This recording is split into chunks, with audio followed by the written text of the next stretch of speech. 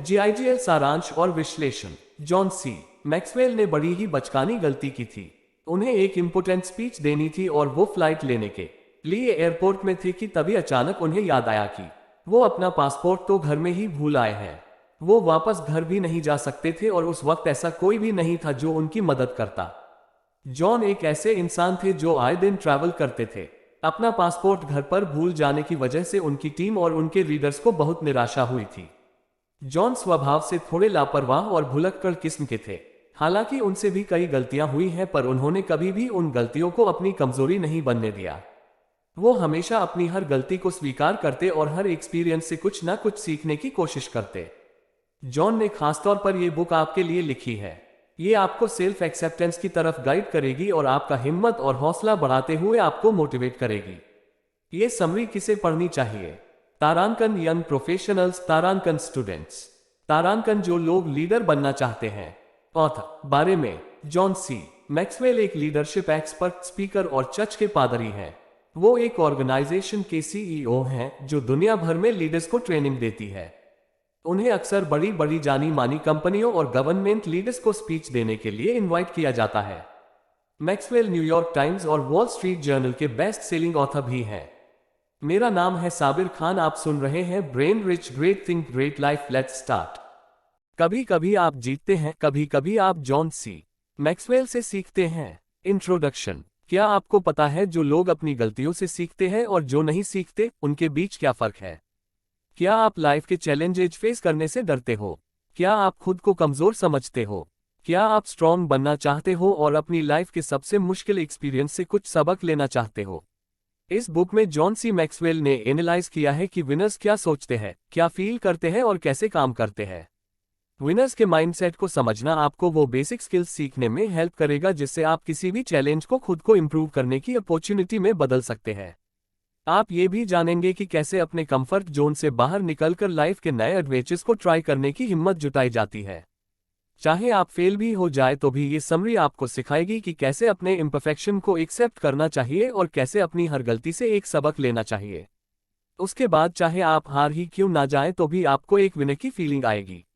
आप ये भी सीखेंगे कि कैसे अपनी लाइफ के हर चैलेंजिंग सिचुएशन को एक अपॉर्चुनिटी में बदला जा सकता है और कैसे एक विनर वाला माइंडसेट अपनाकर अपनी लाइफ को सक्सेसफुल बनाया जा सकता है।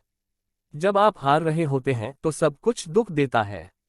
आप हार को कैसे देखते हैं ये डिसाइड करता है कि आपकी मेंटलिटी कैसी है, यानी सक्सेस वाली या फेलियर वाली। ज्यादातर लोग अपनी हार पर डिस्कस करना भी पसंद नहीं करते क्योंकि ये उन्हें अपनी कमजोरियां समझते हैं।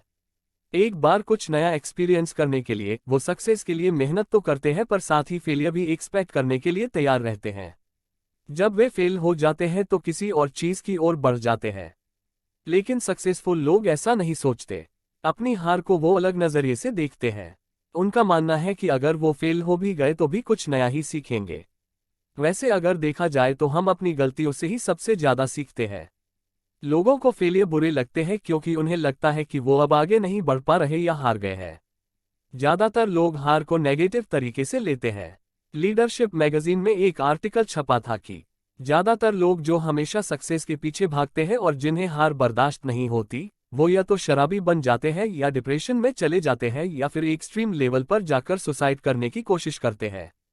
लेकिन हमें ये याद रखना चाहिए कि हम इंसान हैं, कोई सुपर पावर नहीं और हार जीत लाइफ का एक हिस्सा भर है, उससे ज्यादा कुछ नहीं। गलती करने से इंसान बदल भी जाता है। आमतौर पर यह चेंज पॉजिटिव होता है, लेकिन कई बार ये इंसान को डर और झिझक में फंसा लेता है। हमारे नजरिए के हिसाब से फेलियर हमें पॉजिटिव तरीके से भी इफेक्ट कर सकती है और नेगेटिव तरीके से भी।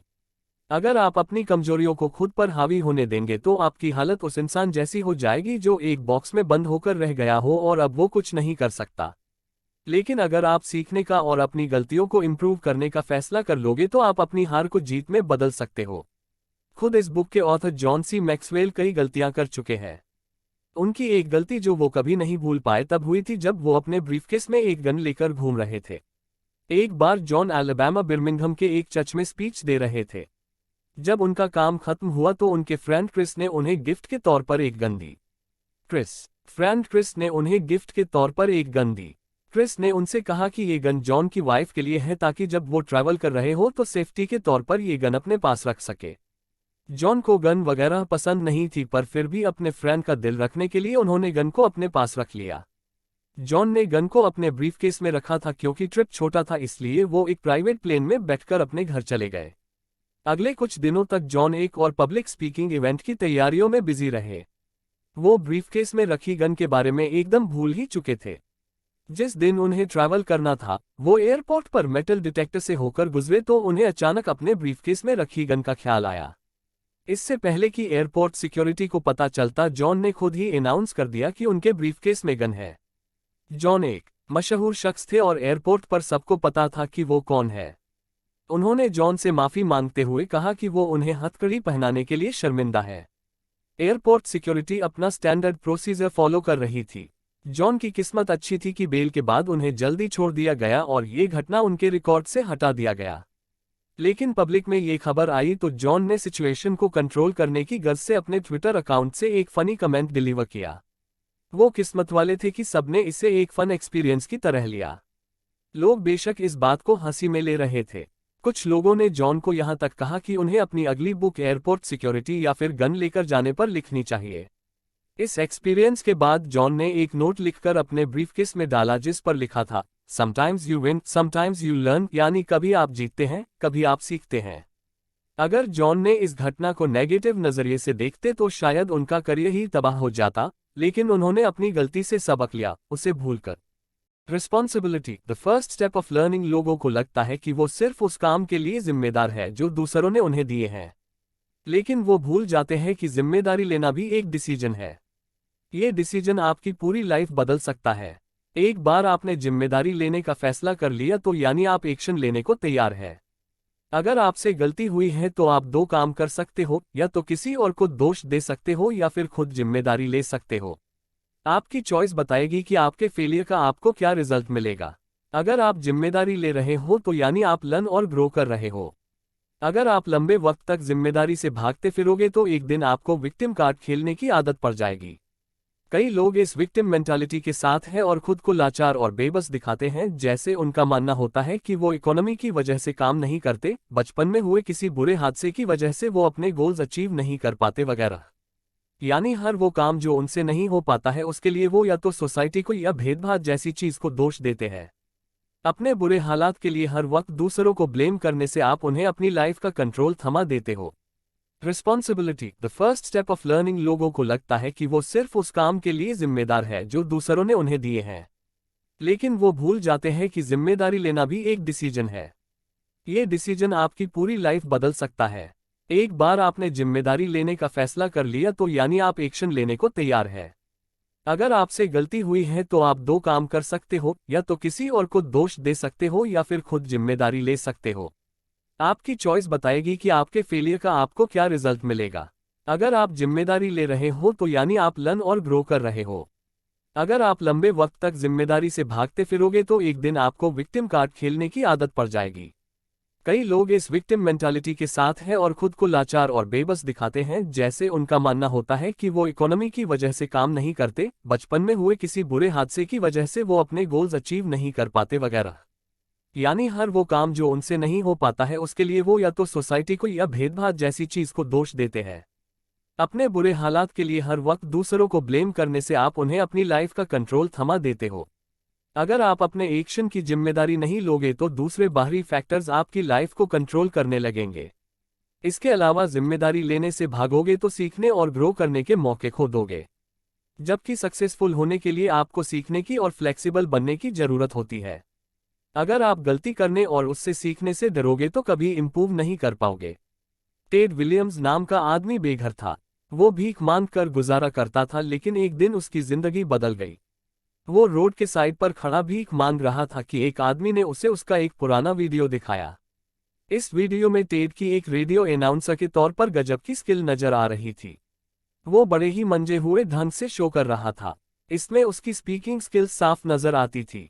उसकी आवाज और उसका अंदाज एकदम अलग था, जिसकी वजह से वो बेहद पॉपुलर हुआ करता था। वीडियो जब यूट्यूब पर अपलोड किया गया तो एकदम वायरल हो गया। टेड को टुडे शो, एंटरटेनमेंट टुनाइट और डॉक्टर फिल के शो में बुलाया गया।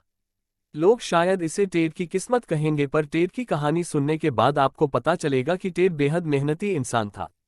उसे बचपन से ही रेडियो सुनना बड़ा पसंद था। वो रेडियो तक उनके बोलने के स्टाइल की प्रैक्टिस किया करता था। वो जब हाई स्कूल में था तो उसके एक फ्रेंड ने सजेस्ट किया उसे आर्मी ज्वाइन करनी चाहिए और एक कम्युनिकेशन स्पेशलिस्ट बनना चाहिए। अब क्योंकि उसे टाइप करना नहीं आता था तो टेड एक मैकेनिक बनकर रह गया। ये काम उसे जरा भी पसंद नहीं था, इसलिए वो शराब पीने लगा। धीरे धीरे उसे शराब की लत लग गई और उसका बिहेवियर कंट्रोल से बाहर होने लगा। उसकी इन हरकतों की वजह से आर्मी ने उसे निकाल बाहर फेंका। बाद में टेड ने रेडियो स्टेशन पर काम किया और उसकी शादी भी हुई। वो अभी भी ड्रिंक करता था और अब तो कोकेन भी लेने लगा था। वो एक एडिक्टेड बन चुका था और इस चक्कर में उसने अपनी पूरी लाइफ बर्बाद कर दी थी। उसकी शादी टूट गई थी और उसके पास कोई जॉब भी नहीं थी। वो अब एक बेघर आदमी था जिसे लोगों से मांगकर अपना पेट भरना पड़ रहा था। यूट्यूब वीडियो के वायरल होने के बाद उसने डिसाइड किया कि वो एक बार फिर अपनी जिंदगी की गाड़ी पटरी पर लेकर आएगा। उसने डॉक्टर फिल से हेल्प मांगी। टेड रिहैब में रहा और अपनी लत से पाया छुटकारा। अब वो एक जिम्मेदार इंसान बन गया था जो हर नशे से आज़ाद था। तो आपने टेड की स्टोरी से सीखा कि आपका फ्यूचर आप खुद कंट्रोल कर सकते हो। अपने लाइफ की जिम्मेदारी खुद लेकर आप उसे जैसा चाहे वैसा बना सकते हो। अगर आपका कोई गोल है तो आप उसे भी अचीव कर सकते हो, चाहे इसके लिए सालों का वक्त ही क्यों ना लग जाए। लेकिन उसके लिए आपको डटे रहना होगा, सब्र रखना होगा और जिम्मेदार बनना पड़ेगा। Improvement, the focus of learning. Improvement का फर्स्ट स्टेप है खुद पर काम करना। सेल्फ ग्रोथ के बिना सक्सेस पाई ही नहीं जा सकती। जब आप अपने कंफर्ट जोन से निकलकर कुछ अलग करने की कोशिश करते हो तो आपको नए स्किल्स सीखने को मिलते हैं और नए एक्सपीरियंस होते हैं। आपके अंदर रिस्क लेने की हिम्मत आ जाती है। अगर आप इम्प्रूव करने के बारे में सोच ही चुके हो तो हम बता दें कि इसमें लंबा वक्त लगता है। ज्यादातर लोग हार जाते हैं, इसलिए नहीं कि उन्हें सक्सेसफुल होने का तरीका नहीं पता, बल्कि इसलिए कि उनका फोकस खो जाता है। वो सोचते हैं कि अचानक से उनकी लाइफ में बड़ा बदलाव आ जाएगा, लेकिन लगातार इम्प्रूवमेंट हमेशा छोटे छोटे स्टेप्स लेते हुए आगे बढ़ने का नाम है। पहला है सोच समझकर डिसीजन लेना कि आपके अंदर इम्प्रूवमेंट की गुंजाइश है। दूसरा, फोकस करने के लिए एक एरिया चुनो। आपका पर्पज और गोल्स पूरा करने के लिए ये एरिया सबसे इम्पोर्टेंट होना चाहिए। हर रोज अपनी लाइफ इस एक एरिया को इम्प्रूव करने पर फोकस करो। इंटरनेट से पहले लोग न्यूज़पेपर, रेडियो या टेलीविजन के जरिए करंट न्यूज़ देखा करते थे। वॉल्टर क्रोनकाइट सीबीएस चैनल पर एक न्यूज़ एंकर हुआ करते थे। हर शाम दुनिया थे। वॉल्टर को फादर ऑफ टेलीविजन भी कहा जाता है और उनके बाद वाली पीढ़ी उनके प्रति आभार जताती है क्योंकि उन्होंने उनसे काफी कुछ सीखा है। वॉल्टर को अचानक यूं ही सक्सेस नहीं मिल गई। एक टेलीविजन एंकर होने से पहले वो एक न्यूज़पेपर रिपोर्टर हुआ करते थे। एक फुटबॉल ब्रॉडकास्टर के तौर पर उनके करियर की शुरुआत तब हुई थी जब वो ओक्लाहोमा यूनिवर्सिटी में एक रेडियो होस्ट बने। इस एक्सपीरियंस ने उन्हें एक लेसन सिखाया जो वो कभी नहीं भूल सके। अपने पहले ब्रॉडकास्ट में उन्हें किसी प्लेयर का नाम तक पता नहीं था क्योंकि वो फुटबॉल के फैन नहीं थे। तो इसलिए उन्होंने किसी और की हेल्प लेने की कोशिश की। जब गेम शुरू हुआ तो वॉल्टर को एहसास हुआ कि जिसकी वो हेल्प ले रहे हैं उसे भी कोई खास नॉलेज नहीं है। उनकी ये ब्रॉडकास्ट बेहद बुरी रही और उन्होंने सीखा कि तैयारी करना और जिम्मेदारी लेना ही सक्सेस का सीक्रेट है। इसके बाद उन्होंने काफ़ी मेहनत की और आने वाले गेम के लिए उन्होंने गेम शुरू होने से पहले ही सारे प्लेयर्स के नाम रट लिए, यहाँ तक कि उन्होंने हर एक प्लेयर के बारे में पर्सनल इन्फॉर्मेशन भी जुटाई थी। उस गलती और सबके सामने शर्मिंदा होने। Hope, the motivation of learning. Hope यानी उम्मीद मोटिवेशन का सोर्स है जिसकी हम सबको जरूरत पड़ती है। जब वक्त बुरा होता है तो ये आपको हिम्मत देता है। जब आप थककर चूर हो जाते हो तो उम्मीद ही आपकी हिम्मत बंधाता है। उम्मीद ही वो फोर्स है जो आपको अपनी लिमिट पुश करने के लिए कहता है। ये आपको परेशानियों से बाहर निकलने के लिए मोटिवेट करती है। ये आपको हंसाती है, आपको अपने सवालों के जवाब देती है और जीत की तरफ ले जाती है। बिना उम्मीद के आप फ्यूचर के लिए कभी कोई गोल या प्लान सेट नहीं कर सकते। इंसान बिना खाए पिए या हवा के बगैर भी कुछ देर रह सकता है, लेकिन अगर आप उससे उसकी उम्मीद छीन लोगे तो शायद वो एक कदम भी नहीं चल पाएगा। तो आप लाइफ में उम्मीद बनाकर कैसे रह सकते हैं? पहले आपको याद रखना है कि होपफुल रहना आपकी अपनी चॉइस है। जब आप अपने सोचने का तरीका चेंज करते हो और लाइफ से पॉजिटिव रिजल्ट एक्सपेक्ट करते हो तो आपको काफी सपोर्ट मिलेगा। आप छोटे छोटे चैलेंजेस सेट करके और उन्हें अचीव करके भी होपफुल बने रह सकते हैं। ये छोटी छोटी जीत ही इंसान की एनर्जी को बूस्ट करती है। जिम एबॉट एक फिजिकल डिसेबिलिटी या कमी के साथ जन्मे थे। उनका लेफ्ट हाथ नहीं था। बाकी पेरेंट्स की तरह उनके पेरेंट्स ने भी उन्हें लेकर काफी सपने देखे थे, लेकिन जब उन्होंने देखा कि उनका लेफ्ट हाथ नहीं है तो वो काफी निराश और नाउम्मीद हो गए थे। बचपन में जिम आम बच्चों की तरह खेलते थे, लेकिन जैसे जैसे वो बड़े होते गए डॉक्टर ने सजेस्ट किया कि उन्हें एक प्रोस्थेटिक हाथ यानी आर्टिफिशियल हाथ लगवाना पड़ेगा। उनके पेरेंट्स उन्हें हॉस्पिटल लेकर गए जहां उन्होंने सीखा कि हुक को कैसे यूज करना है। लेकिन उनके पेरेंट्स को लगा कि जिम को वहां नहीं रहना चाहिए, इसलिए वो उन्हें घर ले आए और लाइफ में पहली बार उन्हें एहसास हुआ कि काश जिम अलग और सक्सेसफुल होते। जिम स्पोर्ट्स लवर थे। वो बाकी बच्चों के साथ हर तरह का आउटडोर स्पोर्ट्स खेलते थे। कई बार वो घर आकर बोलते कि वो बाकियों की तरह परफॉर्म नहीं कर पाए या उन्हें बुली किया गया, लेकिन इसके बावजूद उनके पेरेंट्स ने उन्हें कभी खेलने से मना नहीं किया, बल्कि वे उसे एनकरेज करते रहे कि वो बाहर जाकर खेले। उनके पेरेंट्स ने हमेशा ही उनकी हिम्मत बंधाए और उन्हें इम्प्रूव करने के लिए पुश किया। हाई स्कूल में जिम प्रोफेशनल बेसबॉल प्लेयर बनना चाहते थे। उन्होंने काफी सक्सेस भी अचीव की और मिशिगन यूनिवर्सिटी के लिए खेले। अपने जैसे कई बच्चों के लिए वो एक इंस्पिरेशन की तरह थे। ऐसे बच्चे उनके पास आया करते थे, उन्हें लेटर लिखते थे और दिल खोलकर मुस्कुराते हुए उनसे मिला करते थे। जिम हमेशा उम्मीद बनाए रखने की बात करते थे कि कैसे उनके पेरेंट्स ने उन्हें हमेशा इम्प्रूव करने पर जोर दिया है। कई बार वो जीतते थे और कई बार हार भी जाते थे, लेकिन वो रुके कभी नहीं। उनके लिए सब कुछ थोड़ा मुश्किल जरूर था, पर जिम उम्मीद के सहारे आगे बढ़ते चले गए। जिम जब सक्सेसफुल हुए तो अपने जैसे लोगों के लिए उम्मीद की किरण बने। जब आप उम्मीद रखोगे तभी इम्प्रूव कर पाओगे, और जब आप इम्प्रूव करोगे तभी सक्सेसफुल बनोगे। जब आप सक्सेसफुल बनोगे तो सोसाइटी के काम आओगे और दूसरों के लिए एक मिसाल बन पाओगे। Problems opportunities for learning. किसी सक्सेसफुल इंसान को देखकर आपको शायद यही ख्याल आता होगा, वाह, ये तो बड़ा लकी है। शायद उसे आपकी जैसी प्रॉब्लम का सामना नहीं करना पड़ा हो जो उसे उसके सपने को अचीव करने से रोक रही हो। लेकिन ये बात पूरी तरह सच नहीं है। अक्सर सक्सेसफुल लोग हमसे ज्यादा बड़े चैलेंज फेस कर रहे होते हैं, और उन प्रॉब्लम्स से वो कैसे डील करते हैं, ये चीज डिसाइड करती है कि वो ऐसे ही सक्सेसफुल बने रहेंगे या फेल हो जाएंगे। ऐसा कोई नहीं है जिसकी लाइफ में कोई प्रॉब्लम ना हो। प्रॉब्लम हमारी लाइफ का पार्ट है जिससे पूरी तरह बचा नहीं जा सकता है। इसलिए या तो हम प्रॉब्लम को फेस करके उसका कोई सॉल्यूशन ढूंढ सकते हैं, या फिर प्रॉब्लम से हार मानकर बैठ सकते हैं। प्रॉब्लम जब आती है तो वो छोटी बड़ी नहीं होती, उसके साइज से उसे कम मत आंको। कई बार प्रॉब्लम को कम आंकने के बाद आप उसे टेम्पररी मेथड से सॉल्व कर लेते हो, लेकिन अगर उसका परमानेंट सॉल्यूशन नहीं निकाला गया तो प्रॉब्लम कभी खत्म नहीं होगी, वो बार बार सिर उठाती रहेगी। आपको एक चीज हमेशा याद रखनी है कि चाहे आपकी प्रॉब्लम बड़ी भी क्यों ना हो, तब भी आपके पास इतनी पावर है कि उससे बाहर निकल सको। किसी भी प्रॉब्लम को सॉल्व करने के लिए कुछ स्टेप्स हैं जो आप ले सकते हैं। पहला, हमेशा ये मानकर चले कि कुछ ना कुछ प्रॉब्लम आती रहेगी। इसका ये मतलब नहीं है कि आपको हमेशा डर में जीना है, लेकिन किसी भी प्रॉब्लम के लिए रेडी रहना आपको फ्लेक्सिबल बना देगा। यानी अचानक से प्रॉब्लम आ भी गई तो आप नर्वस नहीं होंगे। दूसरा, प्रॉब्लम सॉल्व करने के प्रोसेस में दूसरों को भी शामिल करो। जॉन जब कैलिफोर्निया में एक चर्च के लीडर थे तो उन्हें एक बड़ी प्रॉब्लम का सामना करना पड़ा था। पहला, चर्च की लोकेशन काफी बुरी थी। दूसरा, चर्च बहुत छोटा और काफी पुराना था। तो उन्होंने सजेस्ट किया कि चर्च के मेंबर्स को किसी नई जगह पर चले जाना चाहिए। लेकिन ज्यादातर लोग इस बात के लिए तैयार नहीं हुए, पर फिर धीरे धीरे मान गए। क्योंकि जॉन पहली बार कोई चर्च नहीं बना रहे थे तो उन्हें लगा ये उनके लिए बेहद आसान होगा। लेकिन नहीं, ऐसा नहीं हुआ। उन्हें एक साथ कई प्रॉब्लम का सामना करना पड़ा। सबसे पहले तो चर्च को फाइनेंस की प्रॉब्लम थी। जैसी जमीन जॉन चाहते थे उसे खरीदने के लिए उन्हें $2 मिलियन जुटाने थे। चलो ये प्रॉब्लम तो किसी तरह सॉल्व हो गई, लेकिन अब एनवायरमेंटल मुद्दे आ गया। जब आप कैलिफोर्निया में कोई नया स्ट्रक्चर बनाना चाहते हो तो आपको पहले एनवायरमेंटल डिपार्टमेंट से कंसल्ट करना पड़ता है। लंबे समय तक लोकेशन को स्टडी करने के बाद एनवायरमेंटल डिपार्टमेंट ने पाया कि उस इलाके में पंछियों की ऐसी कई प्रजातियां रहती थीं जो खत्म होने की कगार पर थीं। जॉन को पंछियों के ब्रीडिंग पीरियड खत्म होने तक कम से कम 6 महीने इंतजार करना पड़ा ताकि कंस्ट्रक्शन शुरू की जा सके। इस वजह से उनके सारे प्लान लेट हो गए थे। तब चर्च मेंबर्स को पता चला कि सेम लोकेशन पर गवर्नमेंट की तरफ से रास्ता बनाया जाएगा, तो उन्हें अपनी साइट को रिलोकेट करने पर मजबूर होना पड़ा। एक और प्रॉब्लम जो जॉन और चर्च मेंबर्स को फेस करनी पड़ रही थी वो ये थी कि उन्हें अपनी प्रॉपर्टी में एक काला पत्थर मिला था। जांच पड़ताल करने पर पता चला कि ये स्टोन हिस्टोरिकल था।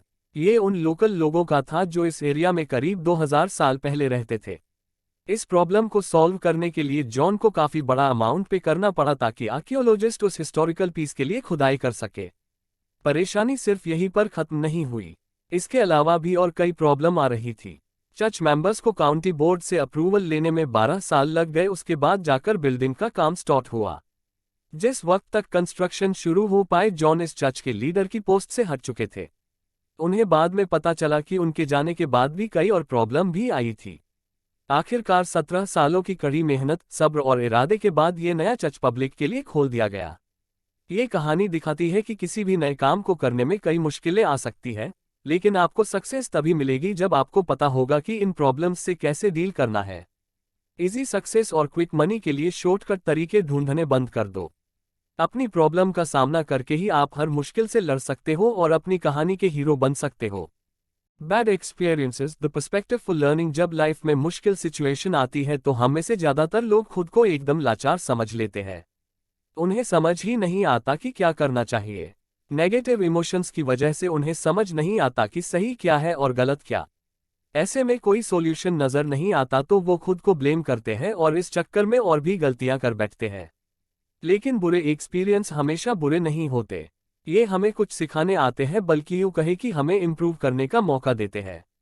हमें ये नहीं भूलना चाहिए कि हम इंसान हैं, इसलिए कभी ना कभी गलती तो करेंगे ही। लाइफ को बहुत सीरियसली लोगे तो कभी खुश नहीं रह पाओगे। अगर आप किसी प्रॉब्लम का हल ढूंढ रहे हैं तो उसे पॉजिटिव नजरिए के साथ हैंडल कीजिए। अपनी गलतियों पर हंसना बुरी बात नहीं है, बल्कि शांत रहकर ही हम सिचुएशन को बेहतर तरीके से हैंडल कर पाएंगे और उसे एक रियलिस्टिक तरीके से देख पाएंगे। सही नजरिया रखना बेहद जरूरी है। खुद को लूजर ना समझे और कभी भी हार ना माने, बल्कि सोचे कि जो हुआ अच्छा हुआ। कम से कम मुझे सीखने का मौका तो मिला। गलतियां हमारी कमी नहीं होती, इससे हमारी सेल्फ इमेज को नुकसान पहुंचेगा, ये सोचना हमारी भूल है। अगर आपसे गलती हो भी जाती है तो 24 घंटे से ज्यादा टाइम ना ले, बल्कि उसे एक सॉल्यूशन तभी नजर आएगा जब आप प्रॉब्लम को ठंडे दिमाग से सुलझाने की कोशिश करोगे। जरा उन ग्रेट इन्वेंटर्स के बारे में सोचो। उन्होंने कभी भी अपनी गलतियों को फेलियर नहीं समझा, बल्कि उन्हें एक्सपेरिमेंट के तौर पर लिया। ये इन्वेंटर्स तब तक गलतियां करते रहे और टेस्टिंग करते रहे जब तक उन्होंने खुद को सही साबित नहीं कर दिया। उन्हें किसी भी हाल में हार मानना करना गवारा नहीं था, क्योंकि उनका सारा फोकस सिर्फ और सिर्फ सक्सेस पर था।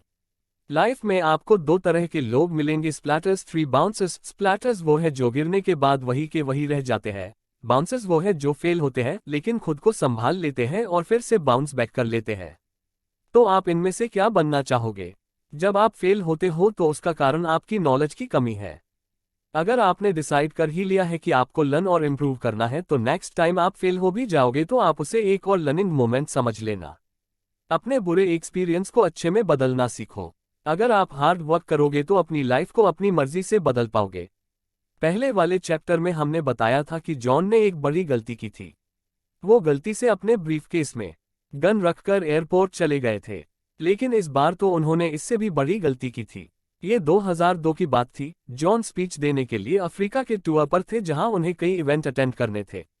ये उनके लिए एक बड़ा मौका था अपनी बुक को फिनिश करने का, और जॉन बेहद एक्साइटेड थे। वो अपनी मैन्युस्क्रिप्ट पूरी करने जा रहे थे और जो रिजल्ट उन्हें मिले थे उससे वो काफी सेटिस्फाइड थे। जॉन जब यूएस लौटे तो उनके दामाद स्टीव उन्हें लेने एयरपोर्ट पहुंचे। जॉन अपनी बेटी और वाइफ से मिलने कैरोलाइना जा रहे थे। राइड के दौरान जॉन को भूख लगी तो उन्होंने खाना निकाला। वो खाने जा ही रहे थे कि तभी उनके हाथ से कांटा छूटकर गिर गया। उन्होंने गाड़ी में यहाँ वहाँ खूब ढूंढा पर कांटा नहीं मिला। तब उन्होंने अपने दामाद से कहा कि वो गाड़ी रोके। जॉन ने दोबारा गाड़ी के अंदर देखा तो उन्हें ब्रीफकेस के पास कांटा नजर आ गया। उन्होंने उसे उठाया और मजे से खाना खा लिया। लेकिन आधे घंटे बाद ही उन्होंने देखा कि उनका ब्रीफकेस कहीं नजर नहीं आ रहा था, तो उन्होंने उसे ढूंढना शुरू किया। तभी उन्हें याद आया कि जब वो कांटा ढूंढ रहे थे तो उन्होंने ब्रीफकेस गाड़ी के बाहर निकालकर सड़क पर रख दिया था। ये बात याद आते ही जॉन की हालत खराब हो गई, क्योंकि उनकी बुक की मैन्युस्क्रिप्ट उसी ब्रीफकेस के अंदर थी। जॉन ने अपने एक फ्रेंड को जो उसी लोकेशन के पास रहती थी कॉल करके अपना ब्रीफकेस ढूंढने के लिए कहा। उनकी फ्रेंड उस जगह पहुंची पर उसे ब्रीफकेस नहीं मिला। जॉन और स्टीव भी वापस उसी जगह पहुंचे पर उन्हें भी ब्रीफकेस नहीं मिला। उन्होंने कई घंटों तक छानबीन की पर ब्रीफकेस का कहीं पता नहीं चला। प्रॉब्लम ये थी कि जॉन नोटबुक में लिखते थे। उन्हें कंप्यूटर यूज करना पसंद नहीं था, इसलिए उनके पास उस बुक की इकलौती मैन्युस्क्रिप्ट थी जो ब्रीफकेस के अंदर थी, और अब ब्रीफकेस कहीं नहीं मिल रहा था। अगले हफ्ते तक जॉन ने उम्मीद खो दी थी कि अब उनका ब्रीफकेस उन्हें कभी वापस मिलेगा। दैख की बात तो ये थी कि ये मैन्युस्क्रिप्ट जो उन्होंने इतनी मेहनत से लिखी थी अब वापस लिखनी पड़ेगी।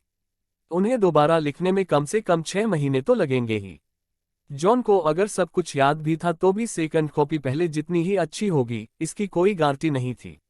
वो शायद खुद पुलिस को फोन करते, लेकिन उन्होंने हार मान ली थी क्योंकि उन्होंने अपने बुरे एक्सपीरियंस को खुद पर हावी होने दिया था। वो लकी थे कि उनके पास ऐसी फ्रेंड थी जो एकदम कूल थी और उसने वो किया जो जॉन को खुद करना चाहिए था। जॉन खुद को कोस रहे थे, वो काफी फ्रस्ट्रेटेड और दुखी थे। लेकिन ना जाने क्यों उनकी फ्रेंड ने उम्मीद नहीं छोड़ी। उसे उम्मीद थी कि ब्रीफकेस मिल जाएगा। वो ब्रीफकेस का पता लगाने के लिए पुलिस स्टेशन कॉल करती रही और किस्मत से उसे जॉन का ब्रीफकेस मिल गया और उसमें रखी मैन्युस्क्रिप्ट भी एकदम सही सलामत थी। अगर जॉन इस एक्सपीरियंस को पॉजिटिवली लेते तो winning isn't everything but learning is. एक कॉमिक स्ट्रिप पर एक फनी कहानी लिखी थी। एक दादाजी अपने पोते के साथ चेस खेल रहे थे। दादाजी बार बार जीत रहे थे, इसलिए उनका पोता उनसे रिक्वेस्ट कर रहा था कि वो बस एक बार उसे भी जीतने का मौका दे। इस पर वो बोले, अगर मैंने तुम्हें जीतने का मौका दिया तो तुम कुछ नहीं सीख पाओगे। इस पर बच्चा चीखते हुए बोला, मैं कुछ नहीं सीखना चाहता, मुझे बस जीतना है। देखा जाए तो ज्यादातर लोग अपनी लाइफ में यही गलती करते हैं। उन्हें सीखे बिना ही जीत हासिल करनी होती है क्योंकि उन्हें सीखने में कोई इंटरेस्ट नहीं होता। जिन्हें ईजेड सक्सेस मिल जाती है वो कभी कुछ नया नहीं सीख सकते। कुछ लोग एक माइलस्टोन क्रॉस करने के बाद वही अटके रह जाते हैं। खुद को चैलेंज करने के बजाय कि वो कुछ बड़ा और नया सोचे, ऐसे लोग अपनी अचीवमेंट से जल्दी खुश हो जाते हैं। फिर उन्हें कुछ नया डिस्कवर करने में कोई इंटरेस्ट नहीं रहता। उन्हें लगता है कि अब उन्होंने काफी कुछ हासिल कर लिया है तो वो आराम से बैठ सकते हैं। लेकिन एक बार जीत हासिल करने के बाद भी आपकी जर्नी खत्म नहीं होती। आपको और कुछ बड़ा और बड़ा गोल सेट करते हुए आगे बढ़ते रहना चाहिए। सच तो यह है कि एक बार सक्सेस अचीव करने के बाद आप जो एनर्जी का बूस्ट फील करते हैं उसे आपको और बड़ी सक्सेस अचीव करने के लिए पुश करना चाहिए, ना कि ब्रेक लेने के लिए। एक बार सक्सेस अचीव करने के बाद कुछ लोग कुछ और नया करने के बजाय अपनी सक्सेस की डींगे मारने और दिखावा करने में रह जाते हैं। उन्हें लगता है कि एक विनर के तौर पर उन्हें अपनी सेल्फ इमेज बचानी है, तो इसलिए दोबारा जीतने के बजाय वो अपनी पहले वाली सक्सेस को खोने से डरते हैं और इसलिए कुछ नया ट्राई करने की कोशिश ही नहीं करते। लेकिन जीत के लिए आपकी भूख कभी खत्म नहीं होनी चाहिए। कई साल पहले जॉन जिम कॉलिंस से टेक्सास में मिले थे।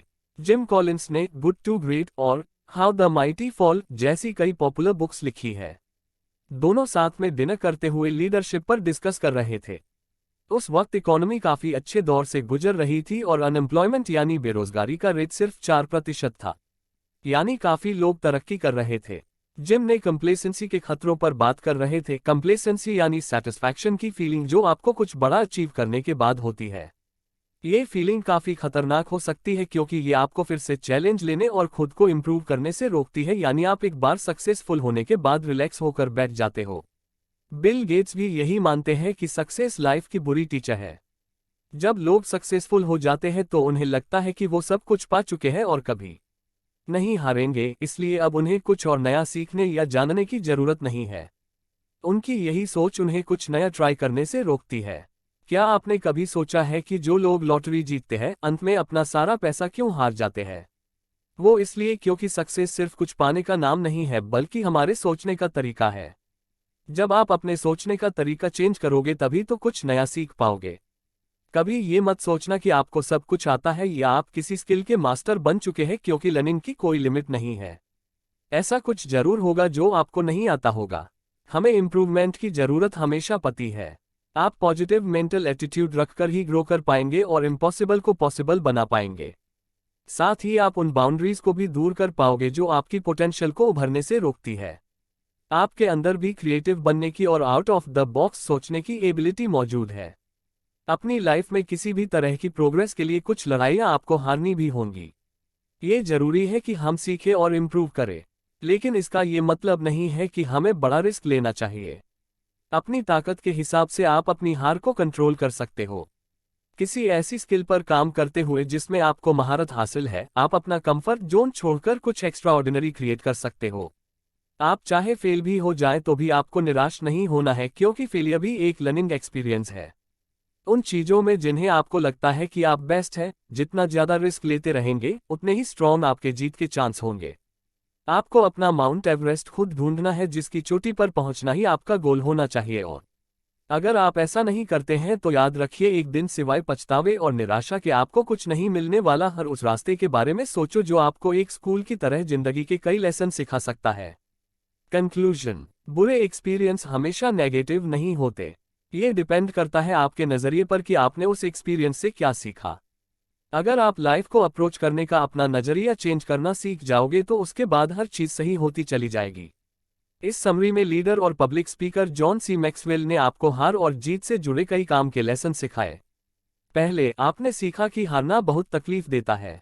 चाहे आप पॉजिटिव सोच रखते हो या नेगेटिव, फेलियर एक बार तो तकलीफ पहुंचाती ही है, लेकिन फिर भी आपको हर हाल में स्ट्रांग बनना पड़ेगा और अपने डर को कभी खुद पर हावी मत होने दो। दूसरा, आपने सीखा कि लोग अपने फेलियर से कुछ नहीं सीखते क्योंकि उनका ईगो और घमंड आ जाता है। सीखने के लिए इंसान को हम्बल होना पड़ता है। तीसरा, आपने सीखा कि अपनी जिम्मेदारियों से भागना एक नेगेटिव हैबिट है जो आपको हालात का गुलाम बना देती है। जब आप एक विक्टिम माइंडसेट के साथ जीते हो तो बाहरी फैक्टर्स आपको कंट्रोल करने लगते हैं। आप असली विनर तभी बन पाओगे जब आप अपनी लाइफ के हर डिसीजन की जिम्मेदारी खुद अपने कंधों पर लोगे। चौथा, आपने सीखा कि इंप्रूवमेंट का पहला स्टेप है सेल्फ ग्रोथ। आप अपनी लाइफ के खुद मास्टर हैं। खुद को इंप्रूव करने के लिए मेहनत करना और पॉजिटिव हैबिट्स रखना ही लर्निंग का सीक्रेट है। पांचवा, आपने जाना कि मोटिवेशन कायम रखने के लिए आपको हमेशा उम्मीद बनाए रखनी चाहिए। अगर आप पॉजिटिव सोचोगे तो कोई भी चैलेंज फेस कर सकते हो। छठा, आपके प्रॉब्लम को देखने का नजरिया ही उसका सॉल्यूशन डिसाइड करेगा। जैसे अगर आप प्रॉब्लम को एक अपॉर्चुनिटी या इंप्रूवमेंट के चांस के तौर पर देखोगे तो आपको वो प्रॉब्लम मुश्किल नहीं लगेगी। हो सकता है कि ये आपकी लाइफ ही चेंज कर दे, लेकिन अगर आप नेगेटिव अप्रोच के साथ सोचोगे तो हमेशा सेम लिमिटेड सर्कल में फंसे रहोगे जहां से सॉल्यूशन का कोई रास्ता नजर नहीं आएगा। और फाइनली, आपने सीखा कि जीतना भी नुकसान पहुंचा सकता है। कई बार सक्सेसफुल होना आपको ओवर कॉन्फिडेंट बनाता है जो आपको नई चीजें सीखने से रोकता है। लेकिन सक्सेस हासिल करना ही काफी नहीं है, आपको नए स्किल्स सीखने के लिए हमेशा तैयार रहना चाहिए। इसलिए क्रिएटिव बनो और नई चीजें एक्सपीरियंस करने की कोशिश करो। फेलियर हमारी लाइफ की बेस्ट टीचर है। फेल होने के बाद ही हम समझ पाते हैं कि हमें कौन सी गलतियां रिपीट नहीं करनी है। तो अगर आप फेल हुए तो मुस्कुराते हुए फिर से कोशिश करना और उसी चैलेंज को दोबारा फेस करना। एक चीज हमेशा याद रखना, प्रॉब्लम्स ही आपको बेहद मजबूत